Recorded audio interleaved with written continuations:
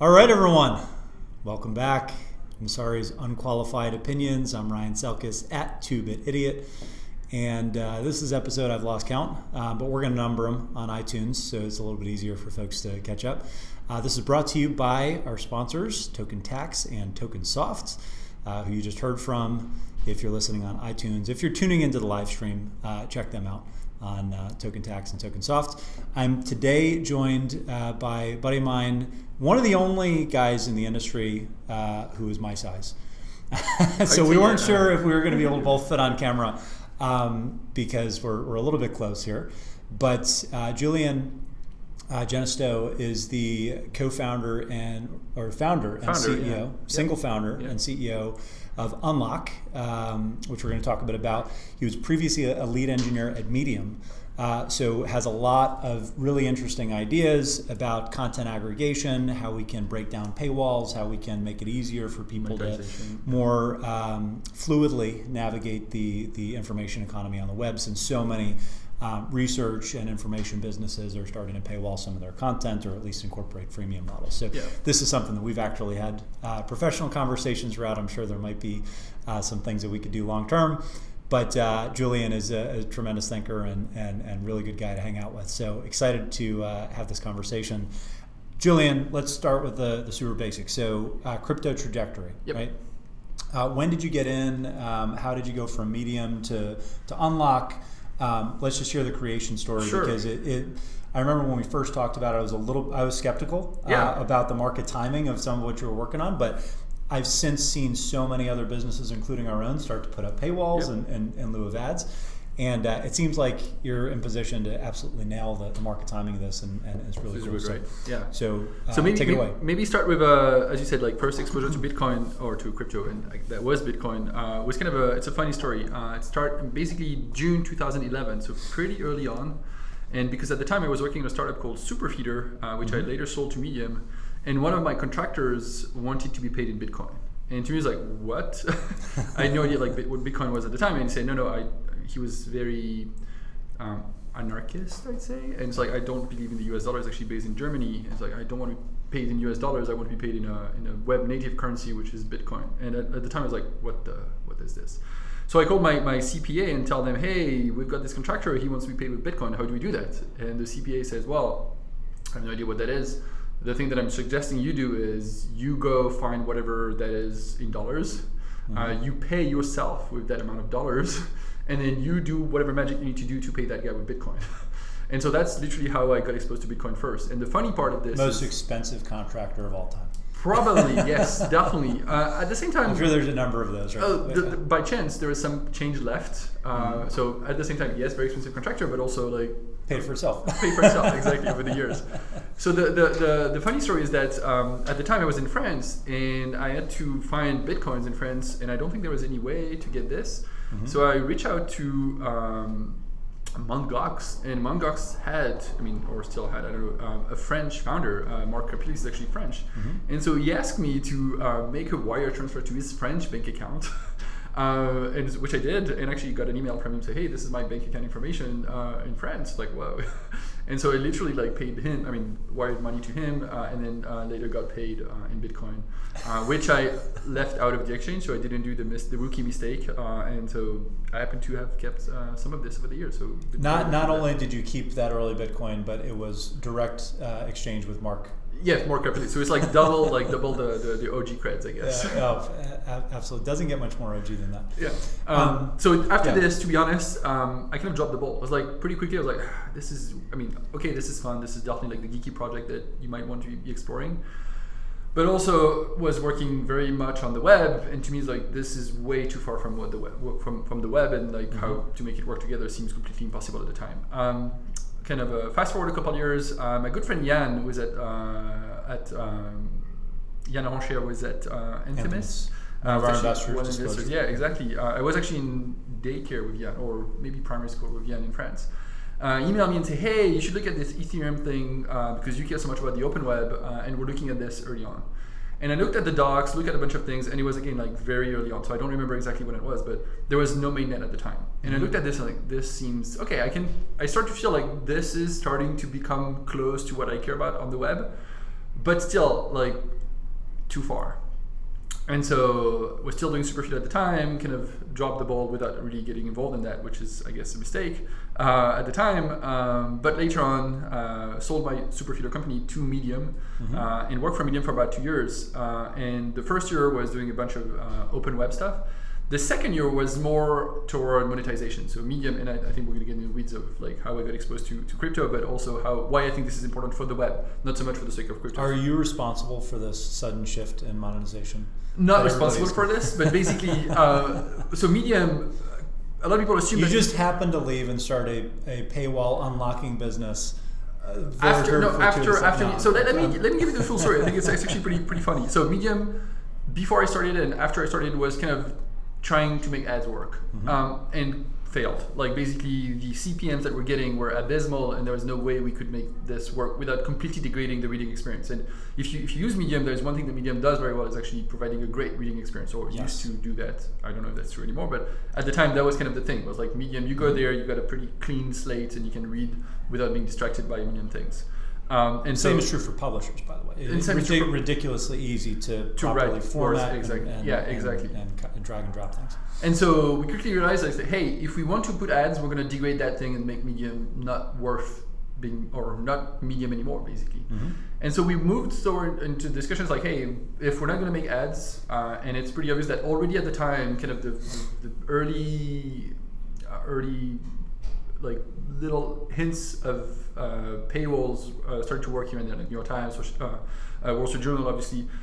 We realized at Medium that charging for content was really the way to go. And so Medium introduced a very dumb paywall, like a regular paywall, where basically there's a bunch of stories that are behind the paywall. In the beginning, they were only commission stories, so not even like the stories that you and I could write.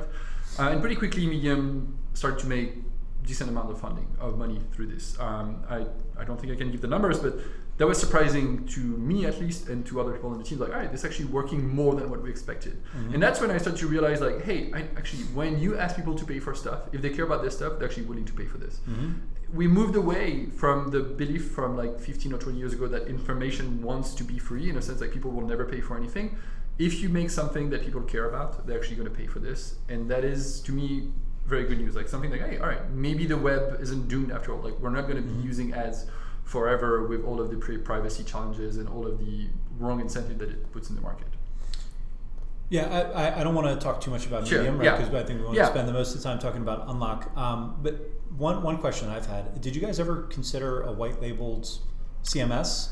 Because that's like, we would pay a lot of money for that. So that was, because again, I don't know that CMSs suck, and Medium figured that out. And so as a publisher, if we were able to control our content, this was definitely, it's a friction point. In many discussions, I don't know that I can tell very much about this, but obviously this was something that we thought about.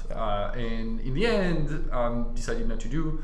Because I think the main reason is like, our goal is to make it easy for people to read and learn content, not so much easy for, and that goes for publishers being able to write content, but more importantly is like, let's make it easy for people to discover great stories out there. And so that's kind of the Medium thing. Medium paywall, interesting, but very quickly I also realized that, hey, we're building this for Medium. It's solving Medium's problem, is great, but I want us to solve kind of the web's problem, because the problem that Medium had at the time, not being able to monetize with ads, is a problem that every single creator as a publisher online is finding these days. And Messari last year, or you say, hey, we're going to use ads. And as you said, like, I think people are slowly figuring out that ads are not as magical as they seem to be or used to be. And charging for content is probably the way to go. So Unlock is really about like building a protocol that lets any creator monetize in a completely permissionless way by putting a paywall or other kinds of limitation on their websites for people to pay to bypass these. So the most challenging thing in my eyes that you guys are tackling is this two-sided market problem. And usually with two-sided markets, you need to have some way to bootstrap at least one of the sides very quickly.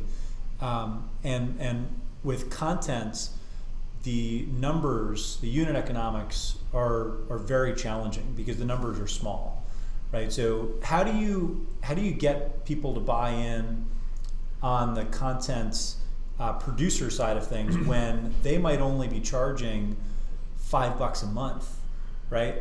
So at the margin, is the juice going to be worth the squeeze for incorporating a tool like this versus just putting up their own, paywall through PayPal or whatever? Yeah, so putting your own paywall is actually fairly complicated. Like in practice, it's something that is involved in terms of like development. One of the analogies that I take all the time is in 2004, I think when Google introduced AdWords and AdSense, you would go to the website, create an account, and it would be at the time very, very simple, and it'd give you a little snippet of code that you slap on your pages, and boom, you had ads. This is literally the same kind of experience that we're trying to achieve. We're not trying to go and to say, hey, you could build a whole like overture or double click experience for publishers, or you can build a very dumb experience where it's like, hey, I'm gonna create an account, put that thing, and I've got a paywall. And to us, like by making it really easy for publishers to do so, we're gonna make it something that can become web scale. That makes sense. How many different CMSs do you guys work with? Do you have your own CMS? At this point, we're just the paywall, right? For now, so Unlock is a different thing, is a couple different things. The first one is the protocol, which is a bunch of smart contract on Ethereum. I think we should have started with this, basically. A bunch of smart contract on the Ethereum chain, right? And then after this, we're building what we call apps that are using that Unlock protocol to do different things. One of the apps, which is the one that is out there today and being used by people, is the paywall. So you go on Unlock, you create your smart contract, and then you can very easily get a snippet of code that you put on your web page that will hide kind of most of the content on that page, prevent scrolling, and that only the users that have paid for that content can actually see. That's the first app. But we can build many, many apps. What's interesting is that we can build a newsletter app. So we say, hey, I'm only going to send an email to my subscribers who have actually purchased a key to my lock. And that's actually fairly trivial to build as well. So that's a second app that we might be building in the future. Well, the challenge, it seems, is there's two challenges with paid content. There's the actual CMS integrations, and then there's the payment processing normally. You guys are doing it with crypto, so I'm not sure what type of tools you're providing for businesses or individuals. How does that work right now? So for crypto, you're right. We do that with crypto. At this point, is basically when a creator creates a lock. As I said, it's a smart contract on the Ethereum chain, and right now they set a price in ETH. They say each key purchase is going to be 0.1 ETH, which is like $15 or something like this. You can decide. As a creator, you can obviously get to decide the price that you set. And then it's basically the lock is deployed at a given address. And if I want to gain access, I just need to send the correct amount of ETH to that address. So it's really making a payment on chain with that. For now, we only support MetaMask and all of the Web3 wallets. So if you're using actually Coinbase wallet or Trust wallet, that actually works the same. Opera, which actually has a wallet integrated in the browser, works the same. So this is already working with any kind of crypto wallet out there, which is pretty cool. The next step for us is to be able to go out there and tell, hey, if you have consumers that don't care about crypto or don't have a crypto wallet, you should be able to charge them as well. And what we're going to do in that case is basically Unlock the company will do the transaction on chain on behalf of these users and ask them to pay us with their credit card. So this time we're allowing anybody to kind of do crypto transaction, but rather than tell them, hey, you go on Coinbase and then you come back and then you do the transaction, we'll do the purchase on chain on your behalf, and then we'll charge you with a credit card for this. So let's walk through some of the numbers, right? So if we had, $25 a month, right, for our newsletter, and someone wanted to sign up through Unlock, we integrated with you. The process for any of our users is relatively the same as any other checkout process. What is different in terms of the fee mechanism or in terms of the way that the keys are provisioned, either on a per use or time basis? How do you make sure that people have the same access and it's streamlined versus a legacy system where there's really nothing that prevents you from forwarding that or sharing the keys or passwords? So that's still the same. Basically, we're not reinventing how content is encrypted or only allowed for this. One thing that is, I think, very different is that you don't need to set up a specific account for every single publisher. Basically, the idea is like if you've got your Ethereum identity, which is your public-private key pair, you can purchase access by just making a transaction on every single website that you want. It's a very simple, like one-click purchase kind of process. So that's why it's simpler, I think, to pay with crypto in that sense. What's interesting is that when you pay, you actually receive a non-fungible token. You receive a key, as we call it, to the lock, which is yours and yours only. It's like a CryptoKitty, except that it doesn't have a nice skin. It just has the capability of allowing you to view the content on a given website. Mm-hmm. And so we strongly believe that this is actually a very interesting consequence of using crypto in that world, is that rather than having your subscription sit on the publisher's database, it now sits between you and the publisher, in the public, on chain, literally. Which means that you can start to think about things like trading it. So it's like, hey, you got a key to Messari, and you think it's great, but you're going to go on vacation and you don't want to check this for a couple of months. You can actually sell that key to somebody else. Mm-hmm. In that context, what's interesting as well is that Messari, as the lock owner, can actually take a fee on the secondary market. So as a creator, now not only you can monetize the primary market, which is kind of obvious, but you can also monetize the secondary market in a sense, like if people trade keys back and forth, mm-hmm. if we share a New York Times subscription, New York Times doesn't make any money. If we actually have the key go back and forth, there is a little amount of money that is being made by the creator, or Messari in that case. So you're leaking a little bit of value, regardless of who you are as a publisher, in that subscribers are ultimately going to forward, share, print out, yes. Like redistribute to limited circle. This, at least when you're provisioning the keys, if someone has a MetaMask wallet or a crypto wallet, they're getting taxed essentially for any transfer. Yeah, exactly. Right? Yeah. So what? And so just to clarify, so that $25 per month, does the NFT expire? So basically, the key has so you say $25 per month. One of the things that we're working on at Unlock is limiting the duration of that subscription. So it's not something that is necessarily recurring, but that key is valid for 25 days or 30 days a month, right? At the end of that period, that key is not working anymore. It's basically, you need to acquire a new key. We can do renewal processes where you top up kind of that key and you can buy a new one. But the idea is that if you transfer this halfway through the month, it's likely that the person on the other side is only paying for half the price of the key, right? Mm-hmm. But I want to expand on the idea of like discovery and kind of leaking content out there. One thing that we strongly believe at Unlock is that the web is powerful because there is referrals. Because initially we had a way to link to a different website. So I write a blog post and I link to your site, and then you link to somebody else's site. This whole idea is basically referrals. Like I'm voting for that content to, literally in the PageRank world, which is like Google's way of ranking site, it's a vote where I say, if I make a link to that site, I believe that this site is trustworthy. We want to build a similar mechanism inside of Unlock. And the way we do that is by saying, if you own a key and you share that content with somebody else, and that somebody else eventually purchase access to the same content, you should be rewarded as kind of the person making the referral. Mm-hmm. And not rewarded by the creator, because the creator in that context probably doesn't have ways to reward you, but by the network. And if you think about it, it's actually very similar to how credit card works in the US. When you go down the street, purchase coffee with your Visa card, you get Visa points, you don't get coffee points. Mm-hmm. These points that you get on Visa are like network-wide that you can later apply to like airline miles or hotel stays and stuff like this.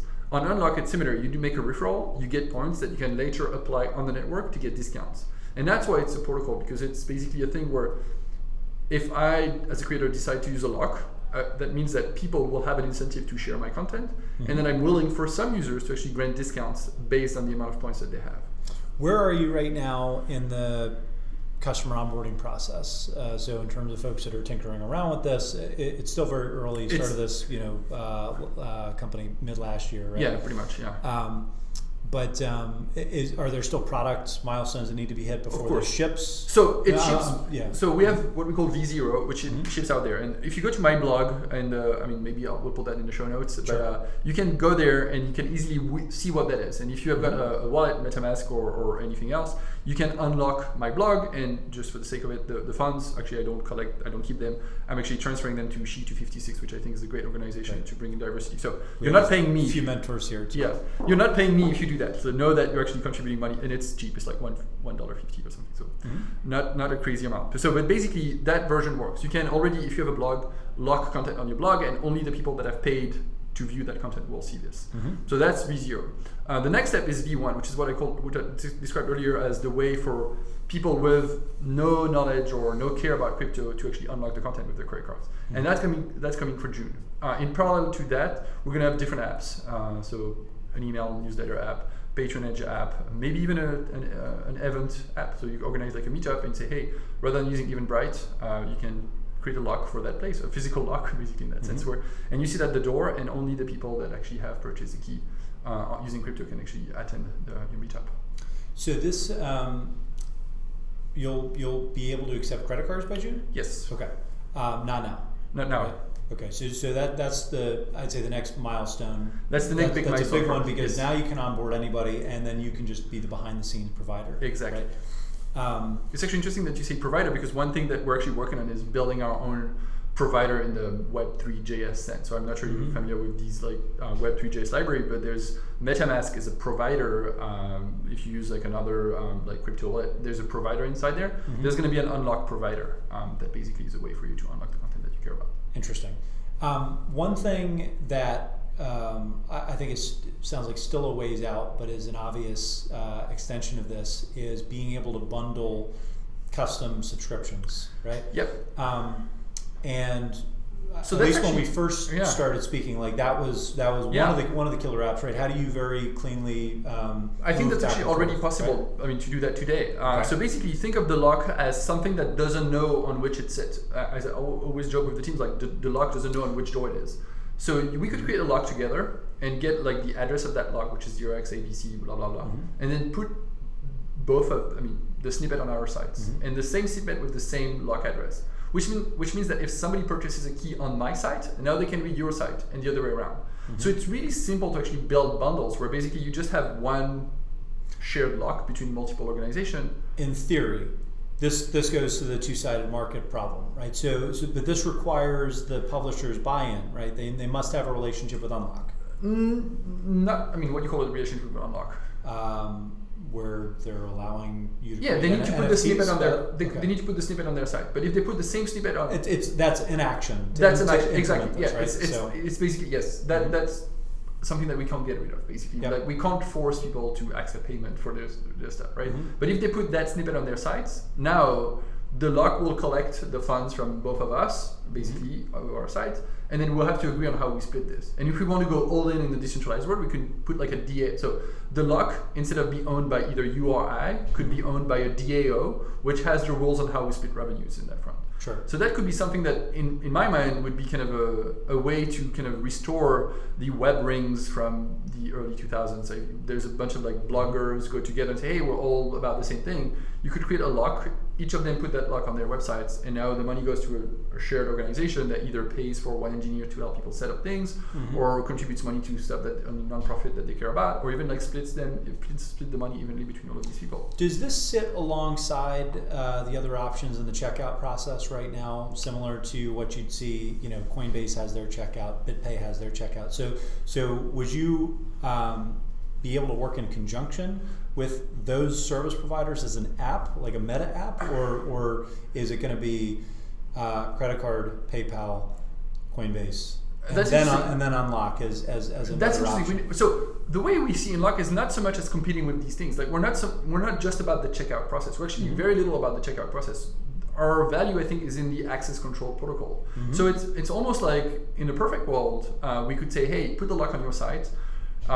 People with crypto that are using MetaMask can pay for this right away. If people don't have MetaMask, they can use a credit card. But if somebody wants to use Bitcoin, we could say, you know what, pay us in Bitcoin, and then we'll do the Ethereum transaction on-chain on behalf of you, basically. So that way, you kind of have another step removed from you take whatever crypto gateways you use, and you put that on top of your paywall system. Most information businesses are struggling right now, right? Yep. So I think there's an I want to believe element to this story. Yeah. How do you measure or at least conceptualize the potential market opportunity for something like this? Like how much value does it actually unlock? It's a very good question, and definitely one of the big questions of like why we do this. My big belief is that subscriptions at this point already yield more money than ads. If you think about ads, you can say, hey, all right, it's going to be hard to charge 1 million people for $5 a month. Yes, that's true, it's going to be hard. But making the same kind of revenue with CPM at this point is even harder. Basically, even if you charge only $1 a month per user, it's a lot more than what the ads for that user actually bring you. So it's not so much a matter of charging enough, than it's being able to convert as many people. That makes sense. And so the big challenge is conversion, and that's also one thing where we're pretty bullish on Unlock, is the idea that if many websites use the same protocol, use the same layout, use the same not layout like the same pattern, right? But like the same APIs and the same again protocol, we can reduce friction. If people are used to pay for things easily across many different websites, then it becomes trivial to actually do so on yet another website. One thing that we strongly believe in as well is, as I said earlier, the key that you acquire is a non-fungible token. It's literally something that you can trade. I believe strongly that in the future you can have a New York Times subscription, a key to the New York Times lock, and maybe tomorrow you go to the Washington Post website, it's like, fuck, I don't have a subscription. You could very easily swap your New York Times for a Washington Post one. And then you can swap for a Netflix one if you want to watch Netflix in the evening. So in practice, you end up purchasing one single key at the beginning of the month, kind of a master key, and then you swap this back and forth based on your usage of the web. And to me, that's kind of interesting. And that's a benefit of having a shared protocol. And reducing friction in that sense means higher conversions for everyone. One thing that strikes me as possible if you've built the access control system is to just better protect people's payment information. That is also true, yeah. So I have I don't even know how many subscriptions I have, but I know that there's a lot of different vendors that have my personal information, and hypothetically, someone should be able to go through a single outlet, and this is kind of what PayPal has done very effectively, but some of the crypto companies are starting to do with Bitcoin. But if this is a decentralized access control protocol, would you have personal information if you're accepting credit cards? No, I mean, yes. So unlike the company, if we're taking the credit card payment, we'll have. But not if it's crypto. You can be. But not if it's crypto. Exactly. If it's crypto, we don't know who you are. The only thing that we know of you at this point is your Ethereum public address, which is probably already too much. And we're working on, and it's hard, working on creating what we call a zero proof or zero knowledge, basically lock, where we don't you can't list the key owners. Somebody can just prove that they have a key without exposing who they are or what they have. So that's something that we hope to be working on in the future. For now, I think the easy recommendation is you can create as many public-private key pairs, and you can buy different things with different public-private key pairs. People can map these things out. What does success look like by the end of the year? It's interesting. We actually think about this earlier this month. I think would be mass adoption by mass. Okay, let's clarify this. Significant adoption. That would be success. That would be success. Able to go to mass adoption in 18 months. Significant adoption by publications or websites that don't necessarily target crypto people. I believe that one of the big challenges at this point is, there's two things, but one thing that I wish crypto would do more is kind of self-dog food. I've seen a lot of people say, all right, crypto is the future, and when say, hey, are you being paid in like not even crypto, not even like Bitcoin or Ethereum, but a stable coin, they're like, it's too complicated, like I don't want, it's like, well, you should put your money where your mouth is in some way, right? So that's one side. But I think on the other side, at this point, we all are pretty convinced of our own, all right, sure, this is going to be this. We need now to get more people in this, and I think the only way to do that is to have useful applications that are actually using crypto. And so I know there's been a lot of criticism of, say, CryptoKitties last year, what's the game, it's like blah, blah. But at the same time, I think it brought a lot of people, it brought awareness around crypto for a lot of people that had no idea what crypto was. And that's actually one thing that I'm very hopeful about Unlock, is that we can eventually have people start to pay for stuff that they care about online, eventually figure out, you know what, looks like I've been using crypto all the way without really knowing about it. Yeah. It's interesting that you make the comment about crypto companies not dog fooding their own product. I've thought about this a bit too. My general take is that the community, in terms of using other products within the community, it's very siloed. So I agree with that. I do think, on the other hand, one of the reasons is because everybody is their success is hyper correlated to the market, right? So you're already taking on so much market risk that to take on derivative risk for the other startups, right? And the flip side of that was in many ways what was fascinating about the ICO boom, because that went out the window, because everybody was actually much more incentivized to collaborate, because everybody's experiencing the rising tide, right? So there was maybe for the good teams anyway, not the outright scams. But the good teams, it was a type of rising tide environment that I wonder if we'll see that replicated anytime soon. I mean, I hope so, and it's definitely last year when you or 2 years ago when you see project, they're building like everything from the wallet to their own stable coin to this, and I feel like this is slowly starting to phase out. Like people are like, no, we're only building one thing, and it's already pretty hard. And that is also something that we've been, I wouldn't say culprit of, but like we've at some point say, we're going to build. It's like, no, you know what? There's actually somebody that does better than us for that component, so we're going to use their stuff. And I think like stable coins is a pretty obvious one. Like we're going to introduce what we call stable locks, where basically the price of keys is using a stable coin, and we're going to use like DAI and maybe even USDC or other existing stable coins rather than create our own and say, hey, this is a stable coin that we power. Like, no, there's people that are smarter than us building something that seems to be working and getting adoption. Let's use that. It's going to make the whole ecosystem better. Julien, thanks for the conversation. We're going to get going. We have 20 minutes left where Julien is going to beat me over the head until Messari uses unlock.